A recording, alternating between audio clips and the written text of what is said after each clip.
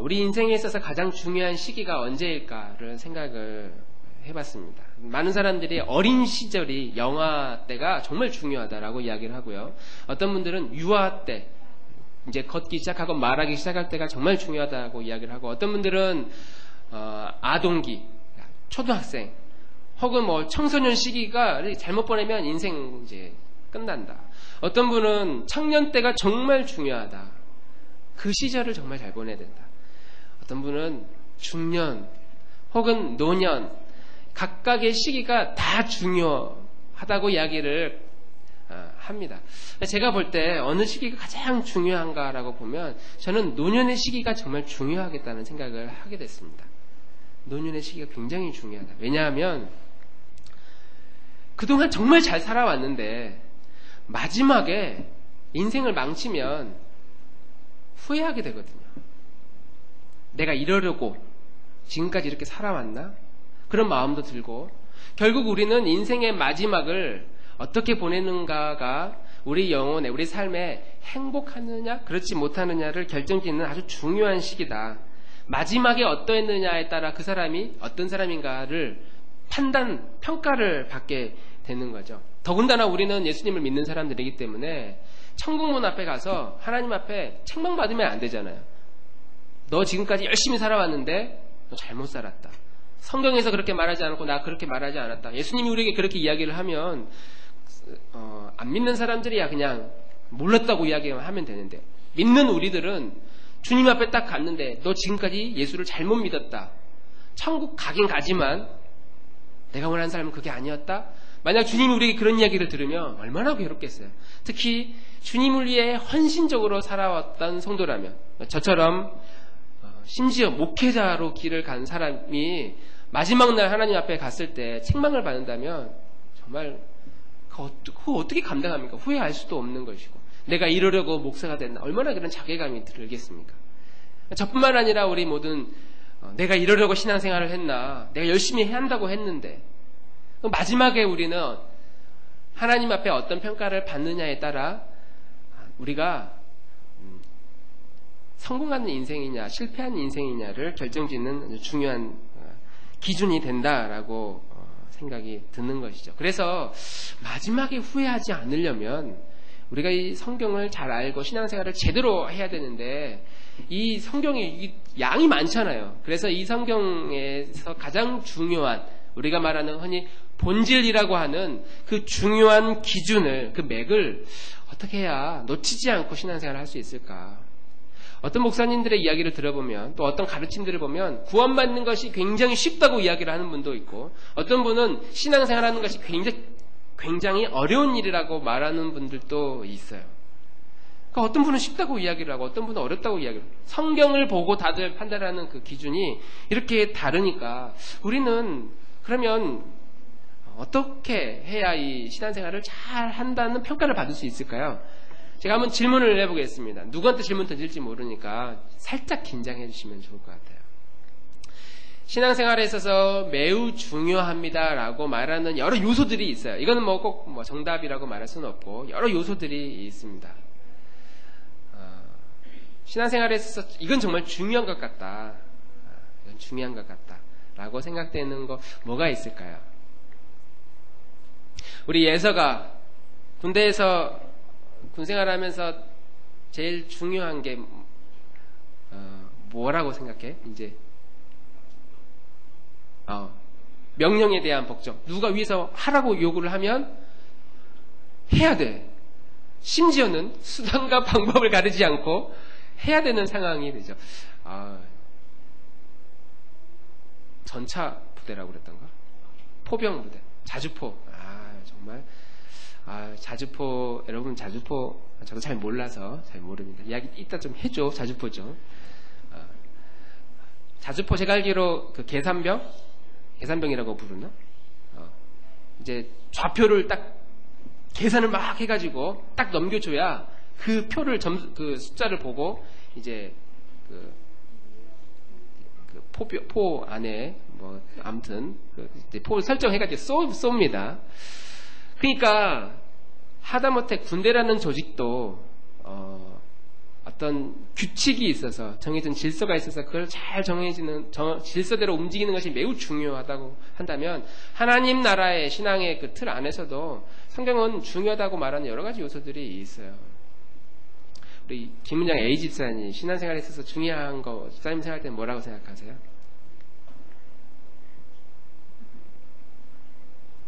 아이 뭘 몰라요. 다 아는 이야기를 제가 물어보는데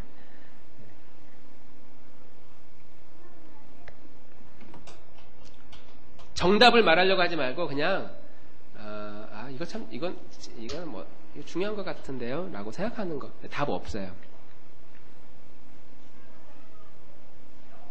되게 어려운 거 순종.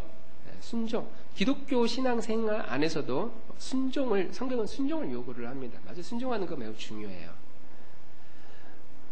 홍현이는 신앙생활에서 너가 생각하는 너의 믿음의 세계 안에서 이건 정말 중요한 것 같다고 하는 거.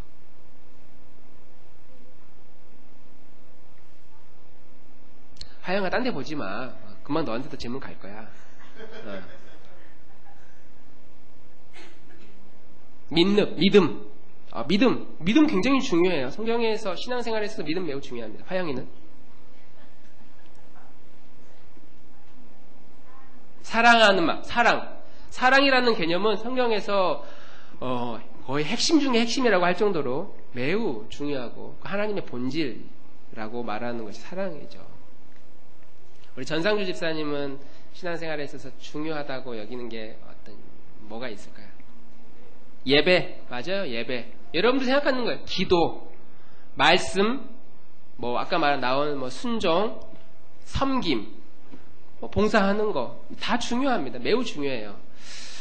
이렇게 중요한 거를 찾다 보니까 우리 김은장 A 집사님 말했던 것처럼 너무 어려워요. 왜냐하면 찾아보면 한두 가지가 아니거든요. 굉장히 많이 있습니다. 순종할 게 너무 많아요. 그리고 우리가 배워야 될 것도 너무 많고. 그래서 제가 생각을 막 찾아보고 신앙생활 하면서 그래도 신앙생활 하면서 우리가 제일 중요하다고 여기는 것이 무엇일까? 이거를 뭔가 좀 자기만의 기준이 있어야 되거든요. 근데 저의 기준을 무엇으로 세울 수 있을까라고 해보면 오늘 우리가 읽은 본문에도 나와 있지만 우리가 하나님을 아는 것이 매우 중요하다. 하나님이 어떤 분이신지를 잘 아는 것이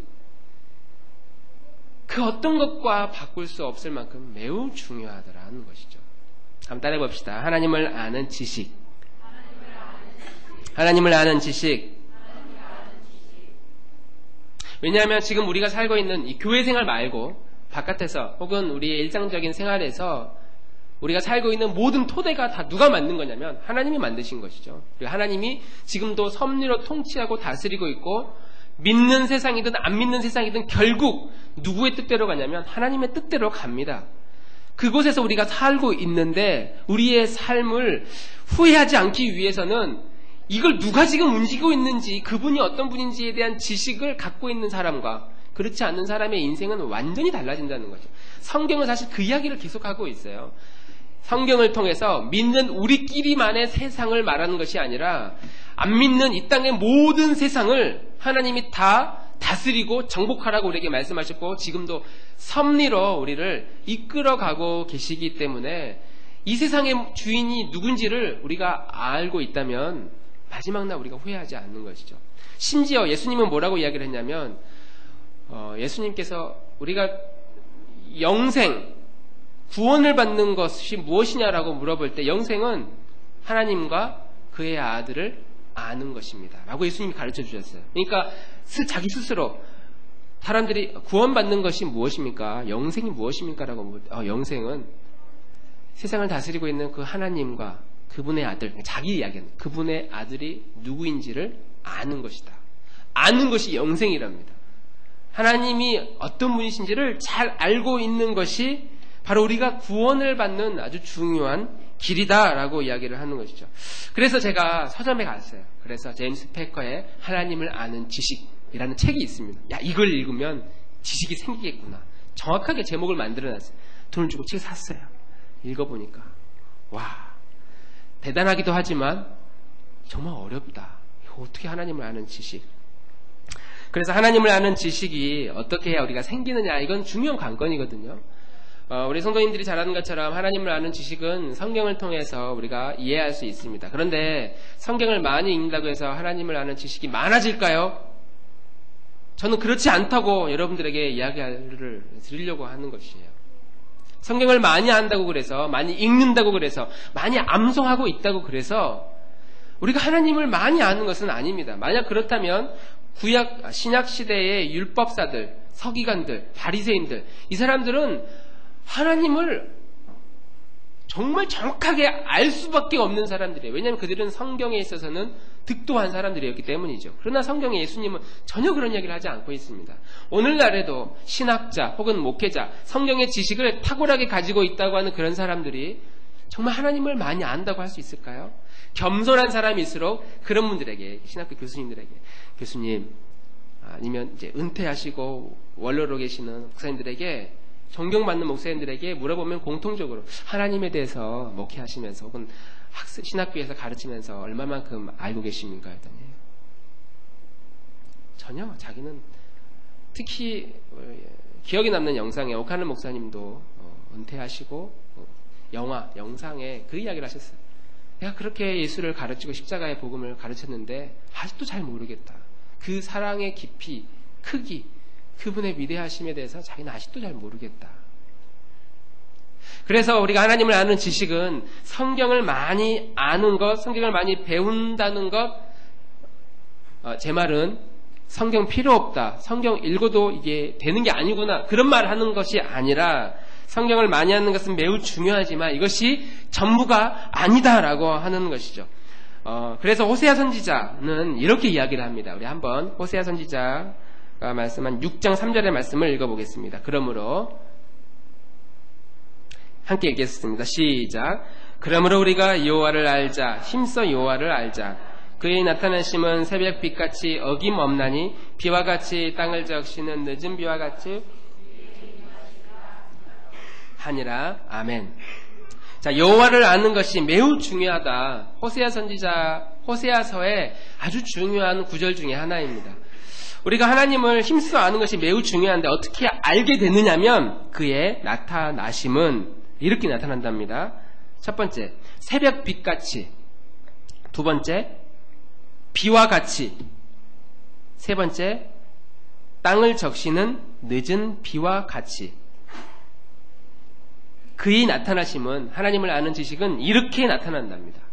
이런 것처럼 우리에게 임하시리니.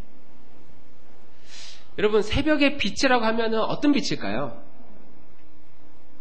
밤하늘에 떠있는 빛은 가로등 말고 대부분 별빛 아니면 달빛일 겁니다. 밤하늘에 떠있는 이 새벽의 이 빛은 1년에 몇 번 뜰까요? 어제도 떴고요, 그제도 떴고 매일매일 뜨는 빛이 새벽에 뜨는 빛입니다. 우리에게 내리는 비, 그냥 자연현상이에요. 계절이 되면 구름이 끼면 하늘에서 비가 내립니다. 늦은 비 이야기를 했는데 이스라엘은 기후상 늦은 비와 이른 비가 겨울에 내립니다. 그 시기가 되면 일반적으로 내려요. 하나님이 심판하지 않는 이상 때가 되면 이른 비가 내려요. 그러니까 우리가 여호와를 아는데 힘써서 알아야 되는데 언제 임하냐면 새벽의 빛처럼 어제도 떴던 그제도 떴던 밤하늘을 비추었던 그 새벽의 빛처럼 그냥 시간이 흘러가면 자연스럽게 이루어지는 내리는 비처럼 우리의 일상 가운데 매 순간순간 가운데 뭐 특별한 대단한 일 때문에 하나님의 지식이 나한테 어느 날 막 가슴에 확 후벼 파가지고 가슴을 뜨겁게 하는 말씀으로 오는 것이 아니라 우리가 하나님을 어떻게 경험할 수 있냐면 우리의 일상 가운데 우리의 모든 삶의 여정 가운데 하나님의 우리에게 말씀으로 다가오신다는 것이죠. 중요한 건 이걸 보는 사람이 있고 보지 못하는 사람이 있더라는 거예요. 어떤 사람은 그냥 아침에 누구를 딱 만났는데 그 만난 사람이 나에게 특별한 선물을 줬어요. 너무 고마워. 야, 오늘 땡 잡았네. 기분 좋네. 이렇게 가는 사람이 있는 반면에 어떤 사람은 정말 그냥 우연치 않은 선물 하나 받은 것 때문에 너무 기뻐해서 이것을 무엇과 연결하냐면 하나님에 대한 하나님의 섭리와 연결합니다. 야, 하나님께서 이런 은혜를 주셨네. 야, 오늘 날씨 맑은 것 보니까 하나님께서 오늘 이렇게 좋은 날씨를 통해 내 마음을 이렇게 기쁘게 하네. 지나가다가 그냥 우연히 담벼락 위에 있는 새 한 마리가 열심히 부르짖는 것을 보면서도, 아니면 그냥 자연히 움직이는 모습을 보면서도 이것을 하나님과 끊임없이 연결해가지고, 야, 하나님이 이렇게 은혜를 주셨네, 야, 오늘 정말 감사하다 하는 이런 고백들, 그렇게 고백하면서 일상 가운데서 하나님과 교제하면서 살 수 있는 그런 성도가 있고, 그렇지 못하는 성도가 있다는 거예요. 하나님을 아는 지식은 이렇게 도서관에 앉아가지고 성경을 열심히 보는 것 매우 중요합니다. 지식도 매우 중요하지만 이 지식을 이거 열심히 공부해가지고 전국에서 성경고사 때 막 1등 하고 하는 학생도 신천지에 빠지고 그래요. 이것을 분별할 수 있는 그 분별력, 그 힘은 특별한 사람에게 특별한 기술로 혹은 특별한 능력을 가지고 있어야만 오는 것이 아니라 우리의 일상 가운데 매일매일 반복되는, 그리고 이것을 딱 경험한 사람만 알 수 있는 그런 식으로 하나님이 우리에게 다가온다는 것이죠. 왜냐하면 하나님은 모든 세계를 다 지금도 섭리하고 있습니다. 우연이라는 게 세상에 어디 있겠어요. 오늘 우리가 나들목 교회에서 이렇게 만나서 함께 예배드리고 있는 것, 우리가 1년 됐는데 1년 된 우리가 이렇게 모여서 예배드리고 있는, 하다 보니까 그냥 이렇게 된 게 아니라 하나님께서 또 어떤 분에게 마음을 주셔서, 야, 우리 그러지 말고 음식이라도 우리 나누어 먹고 우리 서로 격려하면서 우리 또 즐거운 교제의 시간을 갖자. 이렇게 일상적이지만 이 일상 가운데 이것을 하나님의 은혜로 소화할 수 있는 그런 삶을 하나님이 내가 어떤 분인지 된 지식을 그런 성도에게 계속해서 공급해 주신다라고 하는 것이죠. 그래서 하나님을 아는 지식이 어떤 사람에게 있느냐? 성경을 많이 아는 사람, 신학자, 목회자뿐만 아니라 백발의 할머니도, 연세가 많이 든 더 이상 글씨를 알아보지 못하는 사람에게도, 혹은 학문적 지식이 없는 사람에게도, 이제 예수님을 막 믿기 시작한 사람에게도 하나님은 모든 사람에게 매 순간순간 하나님에 대한 지식을 우리에게 공급해 주신다. 그 말은 하나님이 우리를 만나 주신다라고 하는 사실입니다.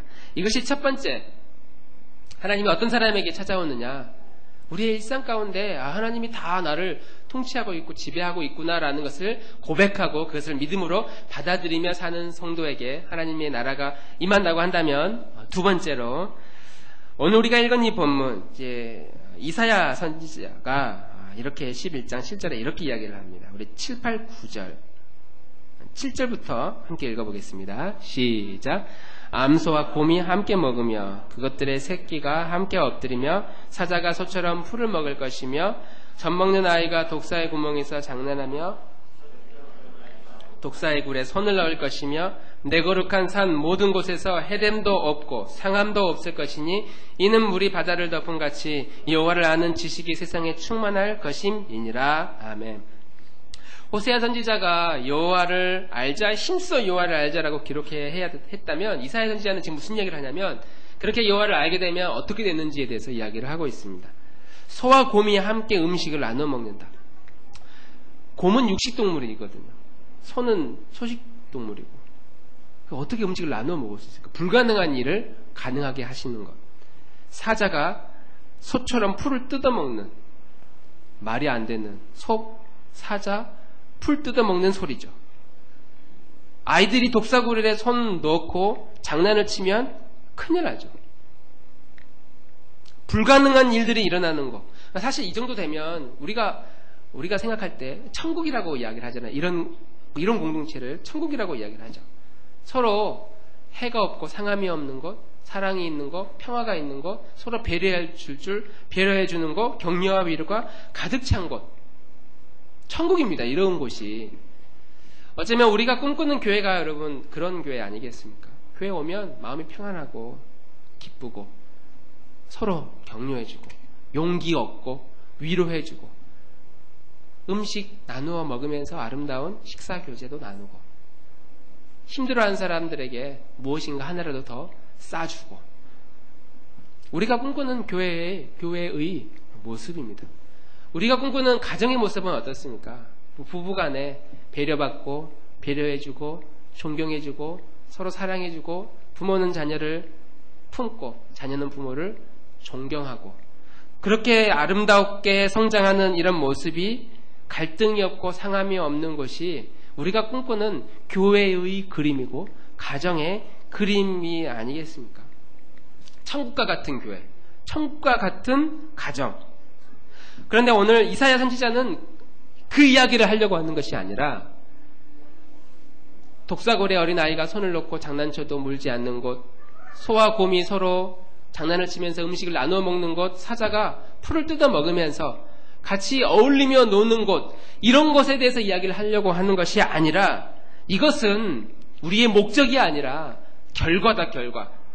어떻게 되면 이런 곳이 된다라고 하는 그림을 그려주고 있는 것이고, 이러한 노력, 이러한 애씀, 이러한 천국과 같은 모습, 이러한 천국과 같은 교회, 처럼 정말 행복한 가정, 이런 가정은, 이런 교회는 어떤 결과 때문에 이런 일들이 일어난다라고 이야기를 하면서 맨 마지막에 여호와를 아는 지식이 우리의 삶에 충만할 때 그런 일이 이루어질 것이다 라고 이야기를 하고 있습니다. 그래서 9절 마지막 절에 물이 바다를 덮음같이 여호와를 아는 지식이 세상에 충만할 것임이니라. 할렐루야.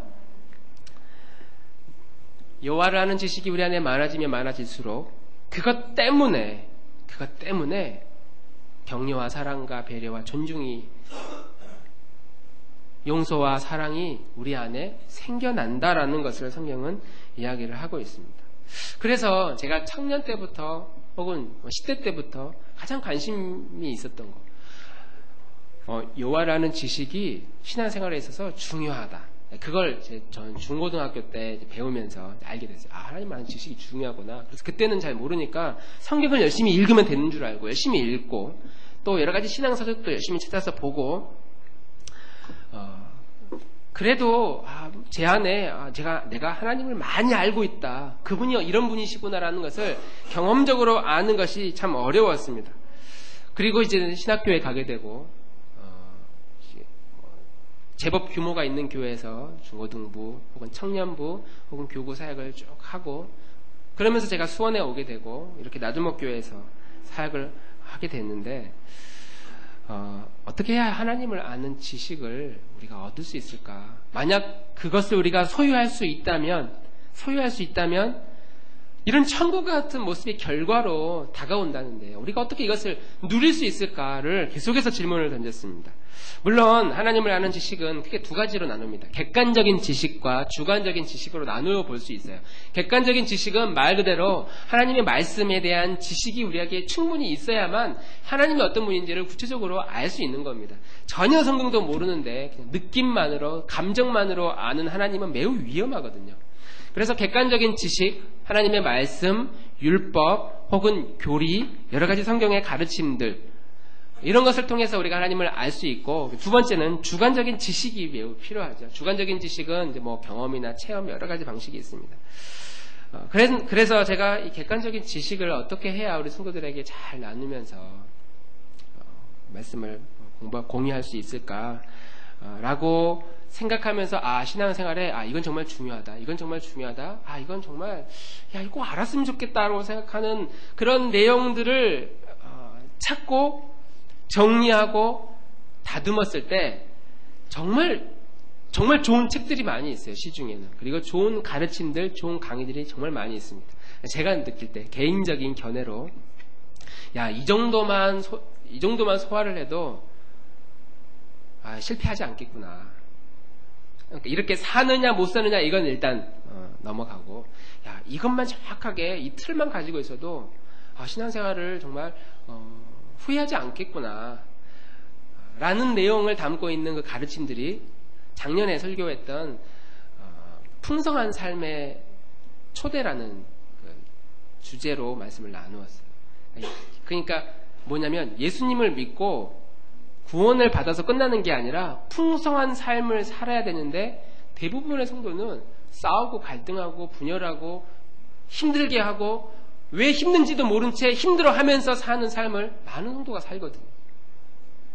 그래서 교회에 대한, 믿음에 대한 기대를 더 이상 기대하지 않고 나름대로의 신앙생활로 그냥 가버립니다. 대부분 성도들이.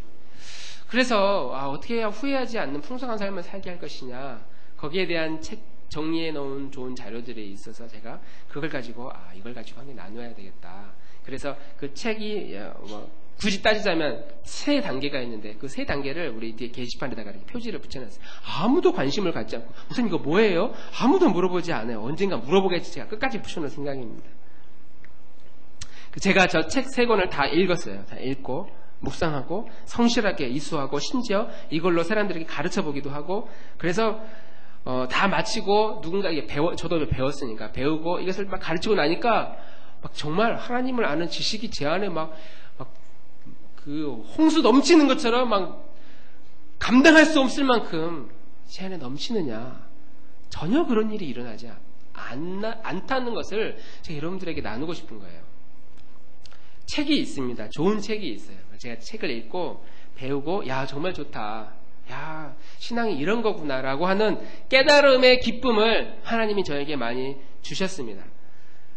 그래서 많이 배우고 났는데 그러면 이 정도만 돼도 하나님을 아는 거 아닙니까? 최소한 제자훈련도 하고 성경 공부도 있고 성경도 막 2, 3도 하고 그러면 우리 하나님 제대로 알아야 되는 거잖아요. 그런데 많은 성도들이 이렇게 지식을 갖고 알고 있어도 그것을 하나님의 지식, 하나님을 아는 지식으로 활용하지 못한 채 살아가고 있는 거예요. 제가 책을 보니까 책 내용 너무 좋고 정말 탁월하지만 중요한 건 그건 저의 지식이 아니라는 것을 제가 알게 된 거죠. 이건 내 거 아니구나. 그냥 지식이 내 안에 머물러 있는 것이구나. 이거 내 지식이 아니라 그냥 내가 어디선가 들은 하나님에 대한 이야기구나. 신앙생활에 대한 이야기구나라는 것을 알게 된 거죠. 그래서 호세아 선지자가 우리가 여호와를 알자, 힘써 여호와를 알자. 힘쓰라는 단어를 거기에 포함을 시킵니다.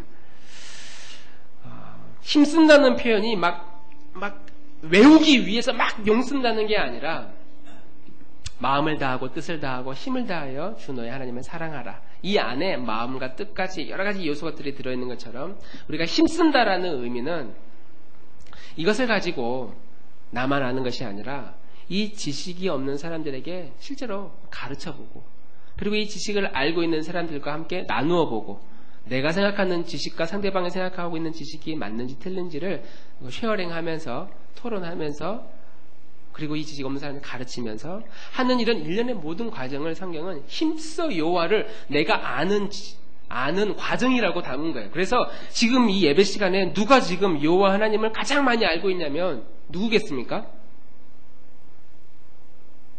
누가 지금 여호와 하나님을 이 시간에 제일 많이 알아가고 있겠어요?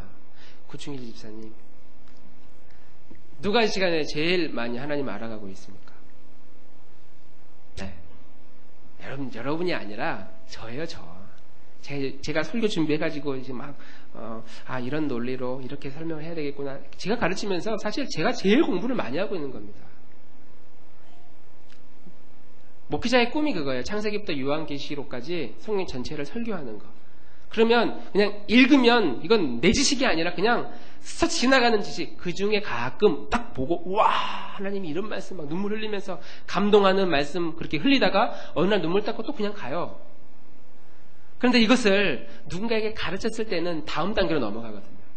그리고 내가 가지고 있는 지식을 사람들과 함께 나누고 듣고 생각하고 교제하는 것. 그래서 우리가 다락방 모임을 하는 겁니다. 다락방 모임은 다락방 순장님이 뭘 가르치고 설명하는 시간이 아니라 내가 들은 하나님, 내가 만난 하나님, 내가 이해하고 있는 내용을 함께 나누는 거예요. 하나님의 말씀이 난 이렇게 느꼈다. 난 이렇게 느꼈는데 난 이게 안 돼.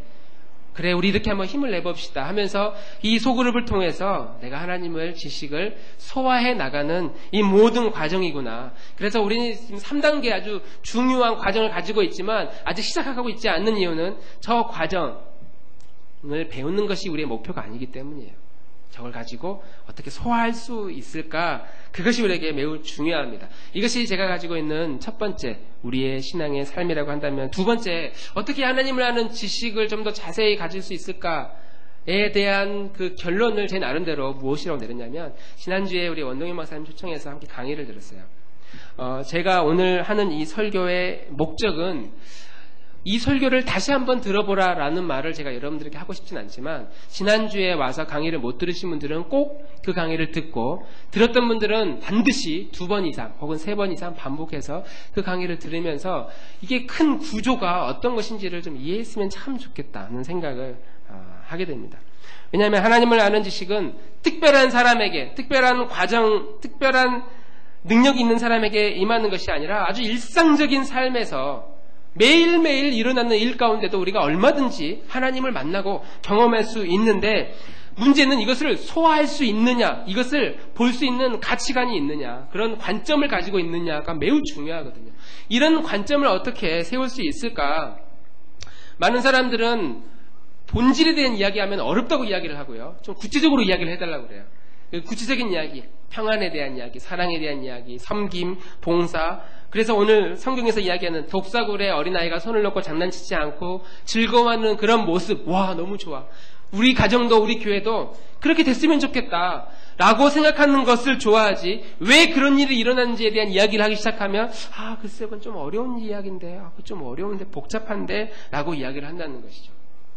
그러나 이 신앙의 본질은 마치 열쇠와 같아서 이것을 정확하게 가지고 있는 사람만이 모든 인생의 문제를, 열쇠를 풀어서 해결해낼 수 있는, 그래서 어젯밤에 하나님을 아는 지식이 새벽의 빛처럼 내 심령에, 내 가정에, 우리 교회에 임했는데 우리 잠자느라 그 새벽의 빛을 못 봐요. 우리의 눈이 어두워져서 내 주변에서 일어나는 생명수가 공급되어지는 상황을 경험하지 못하는 경우가 많이 있는 거죠. 그래서 우리가 하나님을 아는 지식, 이 지식은, 하나님을 안다라고 하는 것은 우리의 일상 가운데 임하는 그 하나님을 매일매일 경험하는 수 있는 힘, 그 힘을 어떻게 누릴 수 있느냐? 너희는 마음을 다하고 뜻을 다하고 힘을 다해서 주 너희 하나님을 사랑하고 내 이웃을 내 몸처럼 사랑하라 라고 하는, 하나님을 알지 못하게 방해하는 내 안에 있는 깨진 모든 요소들, 내 마음의 문제구나, 지식이 없구나, 성경을 볼 수 있는 배경 지식 혹은 이해할 수 있는 이해력이 없구나, 내 몸이 완전히 망가져 있구나, 먹어서는 안 될, 혹은 피워서는 안 될, 혹은 생각해서는 안 될, 이런 것들로 인해서 내 몸과 마음이 깨져 있구나, 다 상해 있구나, 내가 하나님이 주신 물질과 지혜를 이렇게 낭비하고 있구나, 내 이웃에 대해서 내가 한 번도 내 옆에 있는 사람을 위해 내가 희생해 본 적이 별로 없구나, 이것을 끊임없이 생각해 보면서 이것을 가지고 치열하게 마음의 문제, 내 지식의 문제, 내 몸의 문제, 깨진 인간관계의 모든 문제 하나씩 적용하다 보면 너무 힘들어요. 너무 힘이 듭니다. 그래서 우리가 주님 힘들어요 라고 주 앞에 나아갈 때 우리 주님이 주님을 알기 위해, 힘써 알기 위해 노력하는 우리들의 모습, 그 과정을 보시고 하나님이 긍휼히 여겨주셔서 우리 교회와 가정과 우리 개인에게 주시는 은혜를 우리가 경험해야 된다라고 하는 줄 믿습니다. 할렐루야. 그래서 어떤 분이 그 5차원 그 교육 강의 듣고 그런 이야기를 했다고 그래요. 그러니까 강의를 듣고 났는데, 그러니까 이건 뭘 가르치는 거야? 이렇게 물어봤다는 거예요. 그래서 답은 무엇이냐면, 그건 다시 한번 들어봐. 이건 뭘 가르치는 게 아니야. 우리가 아이들에게 야 이거 5차원 하면 참 좋겠다 그렇게 하는 게 아니라, 야 누군가에게, 아니면 이런 식으로 하면 야 교회가 정말 부흥하겠다, 교회가 성장하겠다, 그런 것이 아니라 제 자신의 연약함을 어떻게 이것을 구체적으로 치우치지 않고 균형 있게 내가 하나님을 온전히 바라볼 수 있을까를 생각해 보니까, 그 틀을 제공해주는 이 5가지로 나를 매일매일 보면서 이걸 가지고 매일매일 씨름하면서 나아갈 때 주시는 깨달음이 있는데, 이 깨달음 안에 매일매일 새벽의 빛처럼 주시는 하나님의 은혜가 있더라라고 하는 것이죠. 우리 나들목교회 설립 1주년을 맞이해서 우리가 언젠가 하나님 앞에 섰을 때 그런 가장 후회 없는 선택이 무엇이었느냐라고 저에게 묻는다면, 그리고 우리들에게 누군가가 묻는다면, 그때 제가 하나님께서 허락하신 나들목교회를 만나게 하신 것, 그리고 나들목교회 안에서 예수님을 믿고 나서 풍성한 삶이 무엇인지에 대해서 하나씩 배워나가고 그것을 나누게 되었던 것, 그리고 풍성한 삶을 살지 못하게 하는 내 안에 깨져있는, 우리 공동체 안에 깨져있는 여러 가지 갈등과 아픔들에 대해서 그냥 믿음으로, 기도로 그냥 이것을 무조건 밀어붙이는 것이 아니라 구체적으로 내 안에 있는 거 하나하나 이것을 점검하고 돌아보는데 너무 이것을 붙들고 신앙생활 하기는 너무 힘들어서 하나님을 의지하는 신앙의 모습, 예수님을 의지하는 모습. 저는 우리 나들목교회가 그렇게 예수님을 의지하는 그런 성도들이 되기를 간절히 소망합니다.